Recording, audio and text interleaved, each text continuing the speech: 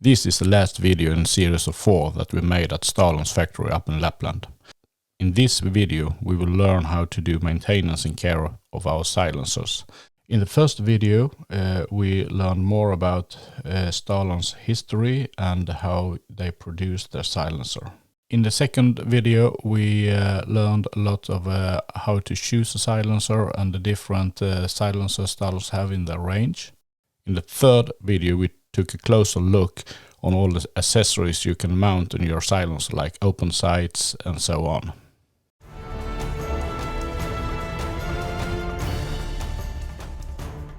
If you haven't seen our channel before, we produce videos about hunting and hunting gear, so do not hesitate to subscribe and push the notification bell so you don't miss out of any of our videos.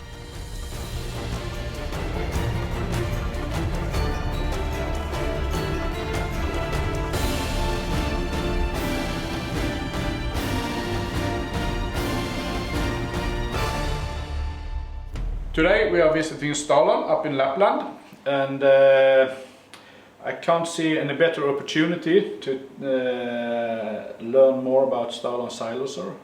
And in general I get a lot of questions on my social media about how to do maintenance and daily care of silencer. Of course.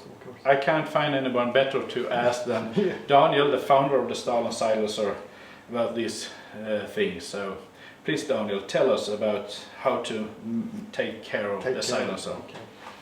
It's easy for me. If I wear it out, I just build me a new one. But I will try to make it simple. Yeah. This is my own gun, used for about 20 hunting days during this autumn. Yeah. When I come home with a gun, especially if it has been wet and rainy, I always put it like this over the night. Inside a gun cabin. Yeah, of course. Yeah. If you can have it in a warm, dry place for a couple of hours until you go to bed, then put it in the locker. Yeah. Because if you have water trapped inside everywhere, it has the opportunity to drain out the right way. Yeah. Because this is a lot of volume. If you got water trapped in here, close the bolt and put it away. You have water inside the barrel and into the bolt, and probably some rust problems with the spring or something. Yeah. And it can actually destroy the rifle. Yeah. Next time you have a big moose in front of you, yes, just a click. And that we don't want to happen. Yeah. But then do you take the silencer, detach it from the rifle after every day of hunting, or no. Is it no need for that? No need for that. I can take one special thing.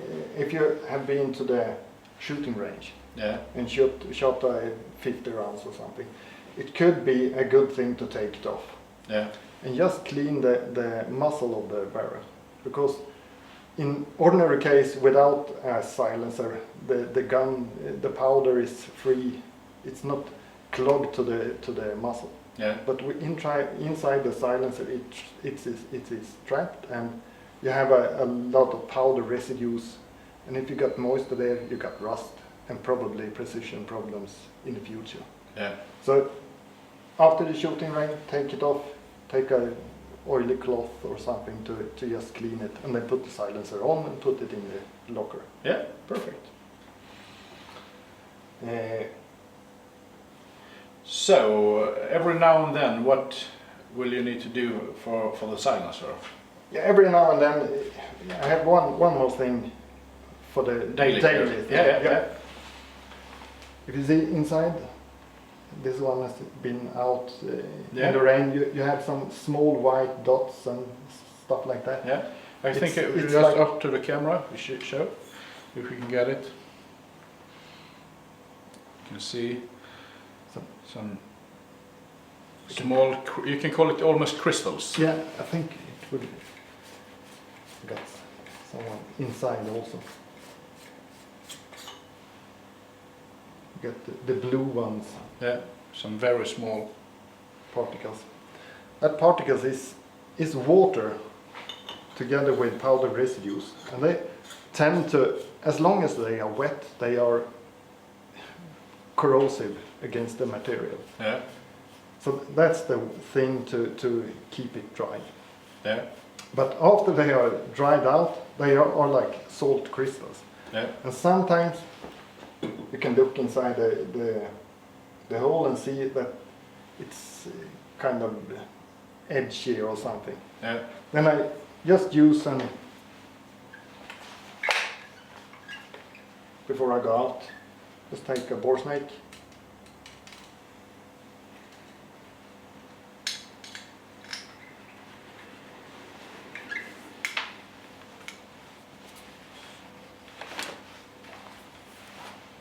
And you don't have them touching the bullet.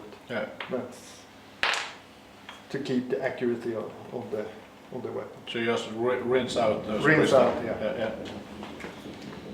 And for now and then, during the year, you have to take, I will take the silencer off the barrel.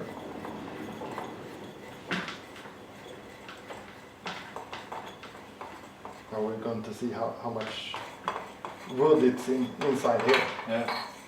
No, it's not that bad. It's marks from the wood.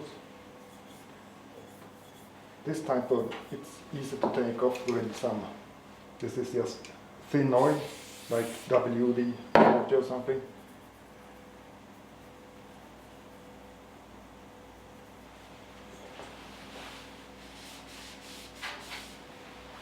And then it's like a new suppressor again. Yeah. Because often you have the brown and white marks.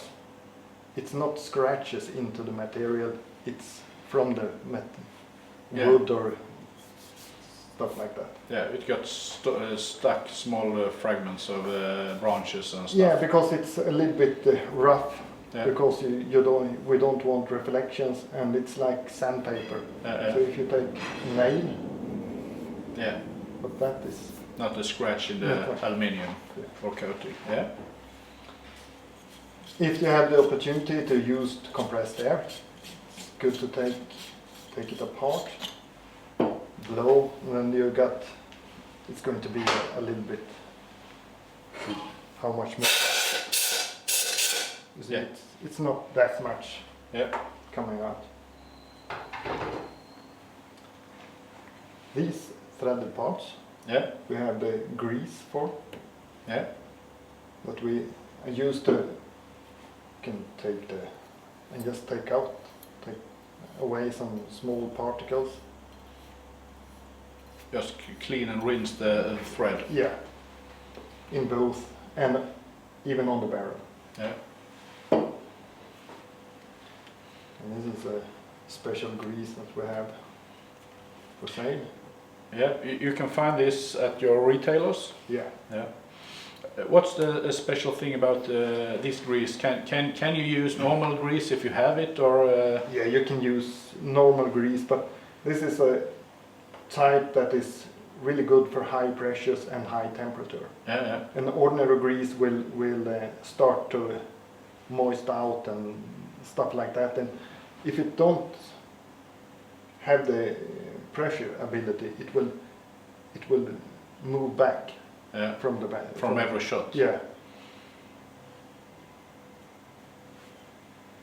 So you actually just fill up all the threads. Yeah, but you don't need it all around. But often you can feel that you have the threads because it starts to move a little bit slower. Yeah. And that's okay. Do you need to tighten up very hard, or what should you say about that? It should not be too hard, because then it's going to be hard to get it apart again. Yeah. So but for me, when I'm hunting and at the shooting range, I often touch and feel if it's coming loose. It's a very common problem at the shooting range. You start to shoot and the silencers become loose and you start to hit everything, everywhere. So just touch and feel that it's secure. But don't tighten it too hard when it's hot, because if you tighten it very hard when it's hot, it's not coming loose when it's cold. Yeah. So then you have to go to shooting range again. Yeah. Is it the same when you're mounting it to the barrel? Is it approximately the same? Yeah, you can feel that it's secured and it's stuck like. Yeah. So you can see. I think you can see some powder residues here. Exactly. Yeah. Yeah. This is a stainless steel barrel, so it's not so important. It's not rust. Yeah. But of course, if there had not been stainless steel, it can develop to I have had a lot of guns with that problem. Here is also, when you have an ordinary ordinary carbon steel barrel, this part we strapped inside the suppressor. Yeah. I use you can use this grease to just put on the barrel, because if you got water trapped inside from the plastic barrel support inside here, it's going to be stuck there for a long time. Yeah. So it could be a good thing before the hunting season to grease it in, because it keeps the moist away. Yeah. It's an often thing that every year at this factory we have someone coming by and can you help me to take it away? Yeah. And then we have to use violence to get it off. And that's okay. Yeah. So this is totally enough for you to do every now and then on your silencer? Yeah, for me. And of course you have carbon build-up inside the suppressor, but it's not that much. I have one suppressor here, it's cut apart. This is a small one. This has been shot for about 20,000 rounds at the shooting cinema. You see it's carbon up here. So of course this one don't get the suppression. It should have. It should have. But after 20,000 rounds. But if you can see that on a scale that it's going to be heavier and heavier, it's time to do something about the powder residues. Yeah. And the powder residues, everything that can loosen up carbon is a good thing to use. Diesel, okay. Some of the bigger companies, Ballistol, Brunox, other ones, starting to have something to clean the silencer with. You fill it up and wash it. And then you have just to flush it out with air pressure or something like that. Yeah, some of them recommend water. Yeah. And I have a little bit problem with the water, so beer is better. So, but here's a lot of residue. Yeah, it's a lot of residues. I can imagine it weighs quite much more than a normal silencer. The double. Yeah, the double. Yeah. Then you need to know that if your silencer weighs double as when you bought it, it's time to clean it. Yeah, it's time to clean it. So, I'm very happy that you took your time to show us this, and I think it will clear some question marks for a lot of hunters that don't know how to maintain their silencer. Yeah. And you guys who watched it, I also hope you got some tips from this. Thank you very much. Thank you. Thank you. We hope that you have enjoyed this series about silencer, and please subscribe and hit the notification bell so you don't miss out on any of our new upcoming videos.